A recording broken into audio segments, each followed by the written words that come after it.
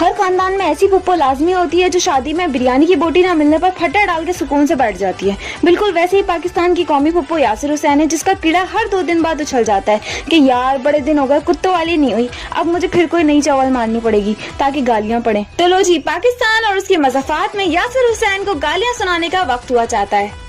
चले फिर video start करते हैं, लेकिन वीडियो स्टार्ट करने से पहले डिस्क्लेमर। वीडियो सिर्फ फजूल लोगों को जलाने के लिए। फुप्पो बन के बैठना है तो पहले ही बता दूं, जो बैठे हैं वो अपने घर में बैठे और अगर ज्यादा तकलीफ है तो डिसिप्लिन तेजाब में घोल कर दिन रात गरारे करें और यहाँ से अपना नासिर खान जैसा थोपड़ा गुम करें। हाँ, तो बात हो रही थी बेइज्जती प्रूफ इंटरनेशनल फुप्पी की, जिसकी जितनी भी कुत्तों वाली कर लो लेकिन फिर दोबारा से नवा कट्टा खोल के बैठ जाता है सिर्फ अटेंशन के लिए। घर में जिस बच्चे से हर 2 मिनट बाद कचरा उठवाया जाता है, अब वो भी सोशल मीडिया पर दूसरों को कचरा बोलता फिर रहा है। ऐसे लोगों को तो सड़क पर नंगा खड़ा करके छितर पे छितर लगाने चाहिए, हर जगह जलील करवाते हैं। कराची से कचरा बाद में साफ करना, पहले हमारे मुल्क से इस कचरे को साफ करो। मतलब अटेंशन सीकिंग की भी कोई हद होती है, लेकिन ये बंदा हर जगह अपना टिंडे जैसे थोपड़ा लेके घुस जाता है।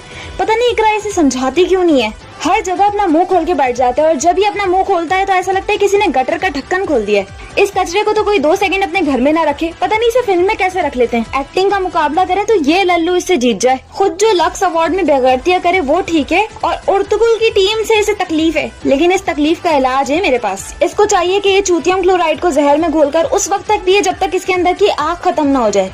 दरअसल इसे अपने घर का 12वें नंबर का सबसे छोटा बच्चा होने का गम है और ऊपर से बीवी भी इसे ऐसी मिली है जो इससे हर वक्त काम करवाती रहती है। काम वाली से भी बदतर सुलूक होता होगा इससे घर में, तभी घर की आग सोशल मीडिया पर आकर निकालता है। और बहुत अच्छे होना भी यही चाहिए। अकल इसकी घुटनों से नीचे, टीवी पर पता नहीं कैसे आ गया ये। मैं तो कहती हूँ नया ड्रामा आए फुप्पी और उसके अंदर मेन कैरेक्टर इसको दिया जाए। वो लोग हमें इतना प्यार कर रहे हैं, इतनी इज्जत दे रहे हैं, इतना अच्छा ड्रामा हमें प्रेजेंट कर रहे हैं, अक्टूबर में हमसे मिलने आने की प्लानिंग कर रहे हैं और इस जलील को जलने से फुर्सत नहीं मिल रही। जले जा रहा है, जले जा रहा है, जले जा रहा है। मैं तो कहती हूँ एक ही बार बीच चौराहे पे खड़ा करके आग लगा दो इसे, दिमाग खराब करके रख दिया है। और गुस्सा तो उस वक्त चढ़ता है जब ये इतना नन्ना बन जाता है और कहता है मैंने कब बोला, मैंने कब किया, मैं तो उससे पैदा ही नहीं हुआ था, ये कब हुआ। आप बताइए आपने एग्जैक्टली क्या कहा? मैंने ऐसा कुछ कहा ही नहीं था, ना वो किसी ने सुना ना किसी ने देखा।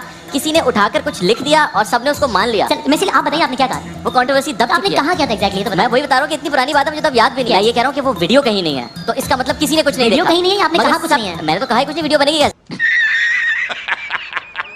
या तो ये खुद चे या ये दूसरों को चे समझता है। खैर ये खुद ही चे से भी बड़ी चीज है। कहते हैं प्यार अंधा होता है, मैं तो कहती हूँ प्यार अंधा, गूंगा, बहरा, लंगड़ा सब होता है। माना कि इकरा भी कोई अच्छी नहीं है, पर फिर भी आखिर इकरा को इसमें क्या नजर आया? ना एलेक्स जैसी चाल है, ना शेख रशीद जैसे गाल, ना नवाज शरीफ जैसे बाल और ना बिलावल जैसा हाल। अब जरूर इकरा इससे शादी करके पछता रही होगी कि मैं क्या करूँ राम, मुझे बोंगा जलील मिल गया। मेरे ख्याल से आज के लिए इतनी जलालत काफी है। यासिर को लानत भेज के इस वीडियो को शेयर करना बिल्कुल भी नहीं भूलना। मिलते हैं नेक्स्ट वीडियो में, तब तक के लिए टाटा।